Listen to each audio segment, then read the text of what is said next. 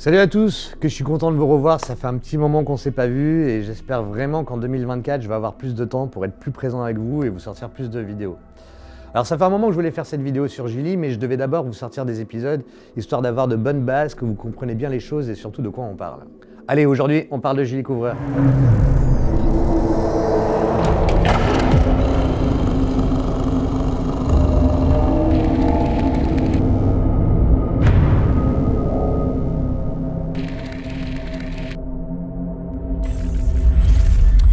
Bon, aujourd'hui je vais vous donner mon avis sur Julie Couvreur.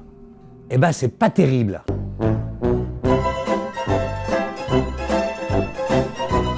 Julie Couvreur, c'est une youtubeuse qui parle d'histoire, d'archéologie alternative et qui cumule aujourd'hui plus de 100 000 abonnés. J'ai 166 000 abonnés. Non, c'est vrai, elle a raison, elle a beaucoup d'abonnés. Mais bon, qui est cette Julie Couvreur? Julie Couvreur tient donc une chaîne YouTube où elle parle de tous les mystères du passé et des choses dites énigmatiques. Ça fait longtemps que je guette sa chaîne et que je la vois grossir à vue d'œil, mais là ça commence vraiment à être une très grosse chaîne YouTube. Même moi je trouve ça fou. Et ça ne serait pas un problème si le contenu de sa chaîne n'était pas mensonger et si elle acceptait de se remettre en question quand on lui amène des éléments contradictoires. Car oui, Julie ne se remet pas en question alors que beaucoup lui ont apporté des éléments nouveaux pour revoir sa copie. Elle préfère bannir ses opposants et elle répond de manière virulente en vidéo et sur son espace communauté.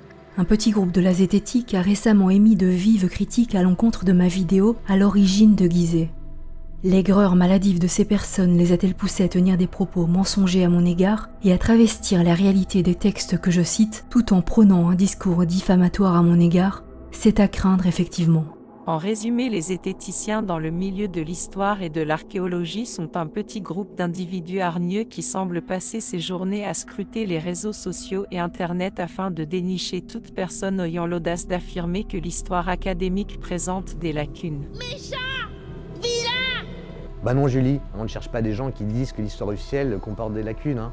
Alors là c'est une évidence. Mais peut-être qu'on cherche ceux qui présentent eux des lacunes. J'avais pas vu les choses dans ce sens-là. Rappelons que globalement, les tenants de la pseudo-archéologie apprécient beaucoup plus l'idée qu'ils se font d'eux-mêmes, en se rêvant une figure fantasmée d'une opposition à une science officielle, imaginaire, plutôt qu'à la véritable recherche scientifique.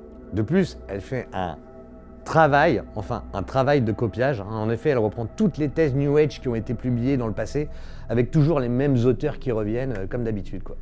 J'agrémenterai d'un texte audacieux et documenté, dans l'esprit des précurseurs, Robert Charroux, Eric von Daniken, Graham Hancock, et de tous ces auteurs qui ont ouvert la voie à nos questionnements actuels. Donc voilà, c'est pas vraiment un travail de recherche que fait Julie, Elle répète les mêmes âneries qui ont déjà été débouquées 10 000 fois en fait. C'est vrai, je ne fais pas mes propres recherches. Et ça c'est bien vrai Julie, elle prend les recherches des autres, c'est plus facile.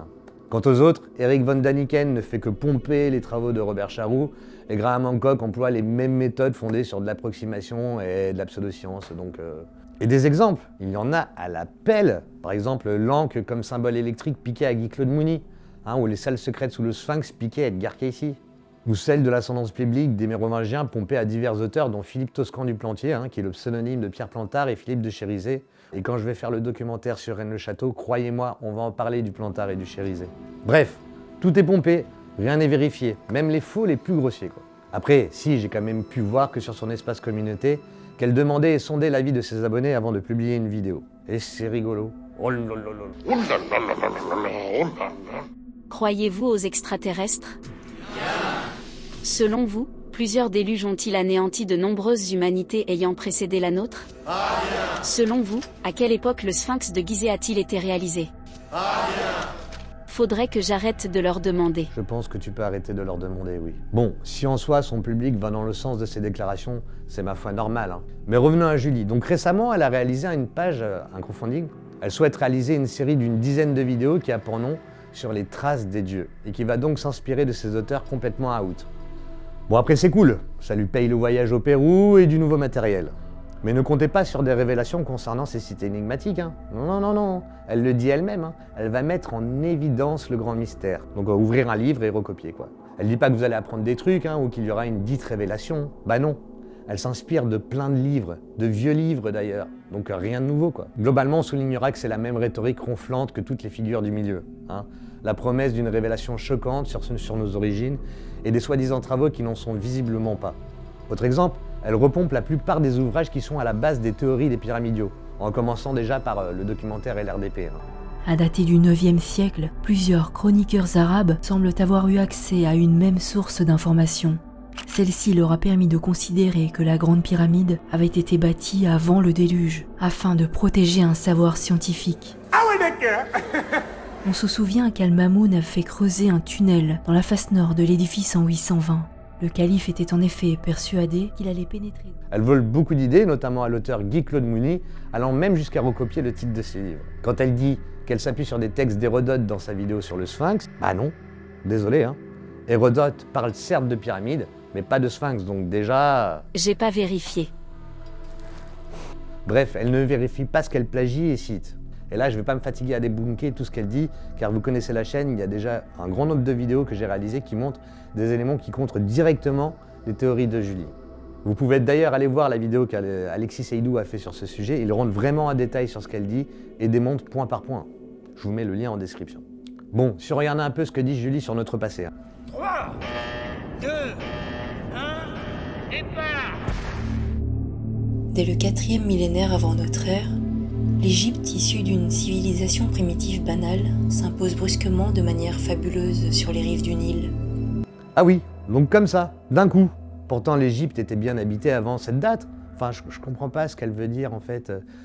Dans une lecture, le médium Edgar Cayce avait décrit une salle pleine d'archives située près d'une des pattes du Sphinx. Les éléments que contiendrait cette cage traiteraient de l'Égypte ancienne et de l'Atlantide. Il avait également décrit les grands cristaux de l'Atlantide, source d'énergie qui transmettait l'énergie solaire par ondes radio. Cayce affirmait qu'un important échantillonnage de matériel et de moyens de communication électrique datant de l'époque atlante était enfoui dans les déserts de Gobi. On a déjà parlé d'Edgar Cayce ici sur la chaîne. Que voulez-vous que je vous dise? Le gars, il est médium. Même bâtisseur de l'Ancien Monde n'avait pas poussé le foutage de gueule jusqu'à reprendre les propos d'Edgar Cayce. Le Tiet, nœud d'Isis ou nœud Isiaque, est proche de la croix en C. C'est le signe d'Isis. Sous sa ligne globale, il figure dans de nombreux endroits voisinant de pures croix en C, montrant ainsi qu'il ne s'agit pas du même signe. Mais quelques rares fois, ce nœud inclut une sorte de filament interne.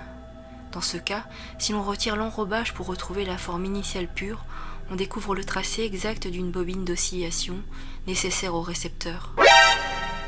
Elle n'informe pas réellement son public comme elle voudrait le faire croire sur nos connaissances actuelles et les nouveaux travaux et des recherches qui sont menées comme par exemple la Grande Pyramide de Gizeh.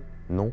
On a encore une fois affaire à quelqu'un qui défend une croyance tout en sachant que ce qu'elle dit ne tient pas dans le but de générer de l'argent et de se faire une notoriété. Et cela restera un problème tant que les gens continueront de suivre des gens comme Julie qui poussent son public à ne pas se poser les bonnes questions.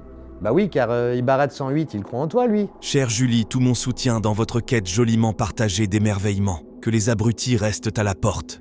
Mais attendez, petite parenthèse sur Julie. Vous saviez qu'elle est rentrée en partenariat avec une chaîne internationale? Non, vous saviez pas? Une chaîne dont j'ai déjà parlé ici sur... Gaïa, c'est une plateforme de streaming proposant du contenu basé sur l'éveil, la conscience, la spiritualité, le savoir caché. Vous y trouverez des films, des documentaires, des séries sur l'histoire alternative, l'ésotérisme, le paranormal, mais aussi la croissance spirituelle, la médecine alternative, le développement personnel, la méditation, le yoga. Ça fait beaucoup là, non? Bon, comme vous avez remarqué, je ne me suis pas attaqué à Julie personnellement, car je n'ai absolument rien contre elle, mais juste à ses idées et à sa façon de faire. Car le but de cette vidéo est de faire prendre conscience aux gens qui l'écoutent ou qui écoutent ce genre de personnes qu'il y a un véritable endoctrinement derrière. Je m'explique. Malgré le côté sympathique d'une théorie comme par exemple la théorie des pierres moulées de la Grande Pyramide que l'on sait aujourd'hui fausse, mais qui dans le passé laissait penser que les scientifiques étaient au courant et qu'il y avait un complot derrière tout ça, c'est terrible, d'accepter de ne plus croire en la science. Je vous explique pas les dérives que ça peut occasionner derrière. Et d'ailleurs, je trouve ça particulièrement dingue qu'une croyance l'emporte sur la véracité scientifique, qui est justement là pour vérifier et conclure sur des théories ou des idées. Je vous laisse d'ailleurs aller voir les commentaires sur mon film Pyramide de Grand Virage. Vous allez vous rendre un petit peu compte du mélange, du boulbi-boulga d'idées que l'on peut avoir quand on devient perméable aux théories alternatives, ou que l'on ne croit plus aux autorités compétentes ou aux scientifiques. Bla bla bla, stop mensonge. La science académique rétrograde ne démontre rien pour contrer les thèses de l'archéologie alternative, et leur but est de bloquer l'élévation de conscience, quitte à cacher les artefacts. Surtout, ne pensez pas à écouter les gentils mainstream, propagandistes, les mêmes qui nous mentent sur le Covid et sur l'Ukraine. Bref, l'archéologie serait complètement out et manquerait d'ouverture d'esprit.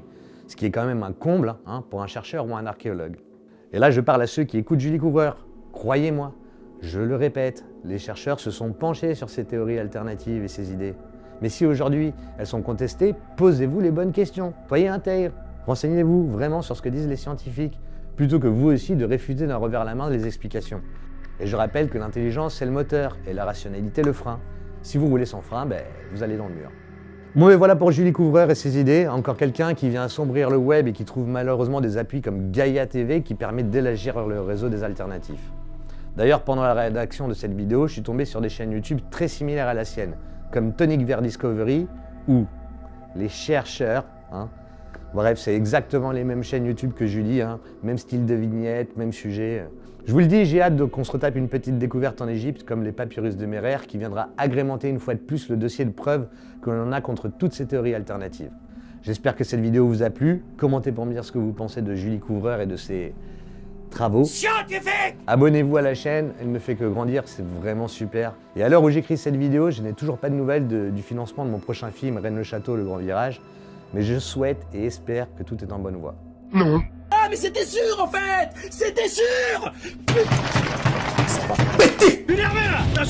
Attends, tu vas voir! Attends, je me laisse faire moi! Je suis pas putain, je me suis trompé de route! Je mange tes morts! Je suis énervé là! Il faudrait 3 fûts de bière nordique pour demain matin. 3 fûts de 50 litres, D'accord? Merci, au revoir.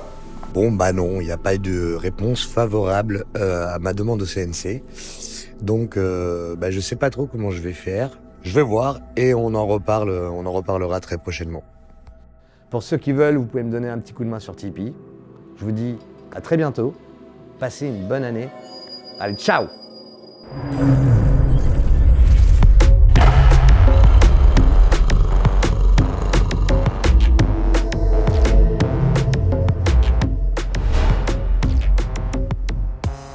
Là, tu l'as bien dézingué, la couvreur. Ouais, j'ai laissé un commentaire sur sa chaîne pour me faire des amis. Mais aucune réponse.